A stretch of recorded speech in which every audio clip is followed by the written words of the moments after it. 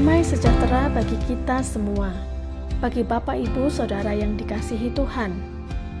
Pada kesempatan ini, saya rindu membagikan firman Tuhan dengan judul Bangkitkan Pengharapanmu. Sebagai orang yang percaya kepada Tuhan Yesus Kristus, marilah kita menghayati kebangkitan Yesus bukan hanya 1 tahun sekali, tapi dalam sepanjang perjalanan hidup kita. Di dalam Kamus Besar Bahasa Indonesia, menghayati artinya mengalami dan merasakan sesuatu. Dalam bahasa Inggris, menghayati memakai kata appreciate, yang mengandung beberapa arti: menghargai, memahami, menyadari, dan seterusnya. Saya mengambil kata menyadari. Mengapa kita perlu untuk selalu mengalami, merasakan, dan menyadari kebangkitan Yesus? Karena kebangkitan Yesus menghasilkan pengharapan, dan pengharapan itu harus terus ada dan terjadi dalam hidup kita. 1 Petrus 1 ayat 3. Terpujilah Allah dan Bapa Tuhan kita Yesus Kristus, yang karena rahmat-Nya yang besar telah melahirkan kita kembali oleh kebangkitan Yesus Kristus dari antara orang mati kepada suatu hidup yang penuh pengharapan. Saya akan bacakan dalam Alkitab Terjemahan Lama bagian akhir. Sehingga kita beroleh pengharapan yang hidup oleh sebab kebangkitan Yesus Kristus dari antara orang mati. Pengharapan yang hidup artinya pengharapan tersebut harus selalu ada dalam pikiran kita, dalam percakapan sehari-hari. Gampangnya adalah saat kita ngobrol dengan sesama kita, di dalam doa-doa kita kepada Tuhan, dalam kasih yang kita nyatakan, dan dalam kegiatan kita sehari-hari. Saat menjalani kehidupan sehari-hari, kita bisa saja jatuh. Jatuh bisa berarti mengalami kegagalan dalam banyak hal. Mungkin merasa gagal dalam pembentukan karakter, ingin membangun karakter A, B, C, dan seterusnya, tapi alami kegagalan. Mungkin gagal dalam hubungan dengan sesama, atau dengan keluarga, suami, dengan istri, anak-anak, dengan orang tua, dengan mertua, dan seterusnya. Mungkin gagal dalam usaha, pekerjaan, dan karir. Intinya adalah saudara mungkin mengalami atau merasa gagal dalam mencapai apa yang saudara inginkan untuk kebaikan diri sendiri atau orang lain. Kita bisa merasa lelah, kadang ada rasa putus asa, kecewa, sudah mentok, tidak menemukan jalan keluar. Tapi dengan menyadari kebangkitan Yesus yang memberikan harapan bagi setiap orang percaya, seharusnya kesadaran itu juga membangkitkan harapan kita kembali. Jadi saya setuju dengan ungkapan mengalami kegagalan bukan akhir dari segala-galanya. Tidak punya pengharapan sama dengan sudah berakhir. Satu waktu, murid-murid Yesus juga alami rasa kecewa. Mereka sangka kematian Yesus adalah suatu kegagalan. Lukas 24 ayat 13-21. Dua orang murid dalam perjalanan ke Emmaus. Yesus mendekati lalu berjalan bersama dengan mereka dan berbicara dengan mereka. Tapi dua orang murid itu tidak menyadari bahwa dia Yesus yang sudah bangkit. Mereka bercerita kepada Yesus.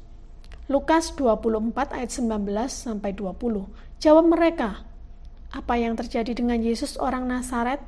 Dia adalah seorang nabi yang berkuasa dalam pekerjaan dan perkataan di hadapan Allah dan di depan seluruh bangsa kami. Tetapi imam-imam kepala dan pemimpin-pemimpin kami telah menyerahkan dia untuk dihukum mati dan mereka telah menyalibkannya. Lalu ada pernyataan kecewa di ayat yang ke-21. Padahal kami dahulu mengharapkan bahwa dialah yang datang untuk membebaskan bangsa Israel.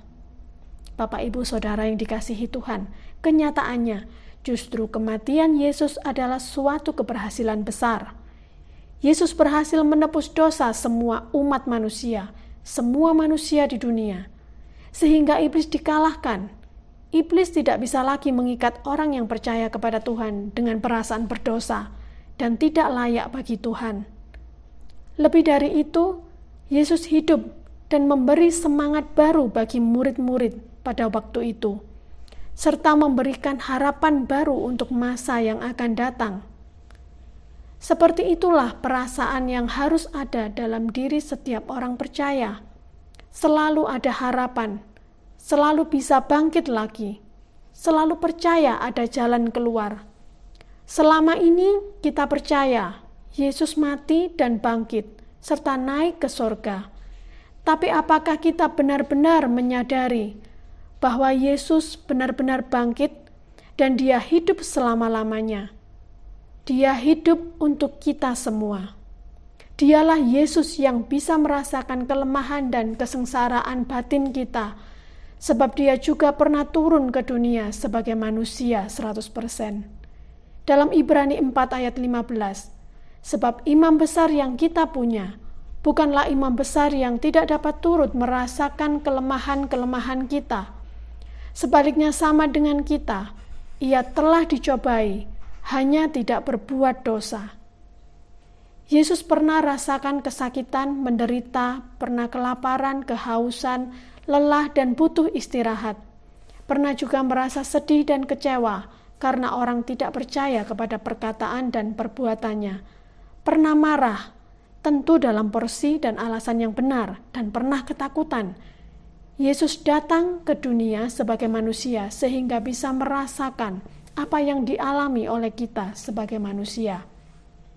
Dan karena Yesus turut merasakan sebagai manusia, maka percayalah bahwa firman Tuhan yang kita miliki, kita baca dan kita renungkan, adalah kebenaran yang bisa membangkitkan dan memulihkan hidup kita. Seperti masa-masa sekarang ini, tiba-tiba seluruh dunia berubah bersama-sama. Asal kita tidak menghabiskan waktu untuk mengeluh dan meratapi nasib, pasti banyak hal yang bisa kita lakukan. Bahkan bisa saja kita menemukan kemampuan atau keahlian yang baru dalam diri kita. Jika kita menjalani dengan rela apa yang memang tidak bisa dihindari masa-masa sekarang ini, dan fokus ke hal-hal yang positif, yang membangun, yang berguna, maka pasti banyak hal yang baik yang terjadi dalam hidup kita. Hal-hal baik itu mungkin berhubungan dengan karakter, keahlian akan sesuatu hal, pemulihan dengan keluarga mungkin, cara berpikir dan sikap kita jadi semakin lebih dewasa. Yang pasti kita semua sama-sama berharap, bukan malah terjadi yang sebaliknya, menjadikan kita pribadi yang semakin buruk dan negatif. Menjadi buruk dan negatif itu sebenarnya tidak mungkin terjadi bagi kita anak-anak Tuhan yang selalu percaya dan punya pengharapan di dalam Tuhan. Oleh sebab itu, sekali lagi kebangkitan Yesus harus dialami dan dirasakan bukan hanya satu kali setahun yang biasa dirayakan di bulan Maret atau April, tapi setiap hari. Kalau Yesus hanya mati dan tidak bangkit, tentu akan sia-sia saja, tidak ada artinya. Murid-murid yang waktu itu terpuruk dan kecewa akan tetap terpuruk dan kecewa. Kita yang hidup juga tidak punya pengharapan. Tapi kita percaya Yesus bangkit, Dia hidup, dan selalu memberi harapan bagi kita sampai nanti saatnya kita kembali ke rumah Bapa. Harus punya keyakinan. Ibrani 13 ayat 5 dan 6. Janganlah kamu menjadi hamba uang, dan cukupkanlah dirimu dengan apa yang ada padamu, karena Allah telah berfirman, Aku sekali-kali tidak akan membiarkan engkau, dan aku sekali-kali tidak akan meninggalkan engkau. Sebab itu dengan yakin kita dapat berkata, Tuhan adalah penolongku, aku tidak akan takut. Apakah yang dapat dilakukan manusia terhadap aku? Yakinlah akan janji Tuhan ini. Bukan hanya pengharapan akan keselamatan saja yang dianggap hal rohani, tapi selama kita hidup, Tuhan menjanjikan hal-hal yang baik bagi kita yang percaya. Dalam Ibrani 6 ayat 14 dan 15, Allah berjanji kepada Abraham, katanya, Sesungguhnya aku akan memberkati engkau berlimpah-limpah dan akan membuat engkau sangat banyak. Abraham menanti dengan sabar. dan dengan demikian ia memperoleh apa yang dijanjikan kepadanya. Abraham menanti dengan penuh pengharapan sampai memperoleh apa yang dijanjikan. Roma 5 ayat 4 dan 5. Dan ketekunan menimbulkan tahan uji, dan tahan uji menimbulkan pengharapan. Dan pengharapan tidak mengecewakan, karena kasih Allah telah dicurahkan di dalam hati kita oleh Roh Kudus yang telah dikaruniakan kepada kita. Kembali ke Ibrani pasal 6 ayat 11 dan 12, sebelum Allah berjanji kepada Abraham, dikatakan, "Tetapi kami ingin supaya kamu masing-masing menunjukkan kesungguhan yang sama untuk menjadikan pengharapanmu suatu milik yang pasti sampai pada akhirnya, agar kamu jangan menjadi lamban, tetapi menjadi penurut-penurut mereka yang oleh iman dan kesabaran mendapat bagian dalam apa yang dijanjikan Allah." Menjadi penurut-penurut mereka artinya mengikuti teladan mereka. Siapa mereka? Yaitu orang-orang yang dengan percaya dan kesabaran punya pengharapan sampai mendapat apa yang dijanjikan oleh Tuhan. Mari Bapak Ibu Saudara yang dikasihi oleh Tuhan, miliki terus pengharapan di dalam Tuhan, pegang janji Tuhan yang kita terima saat kita berdoa, saat kita membaca dan merenungkan firman Tuhan.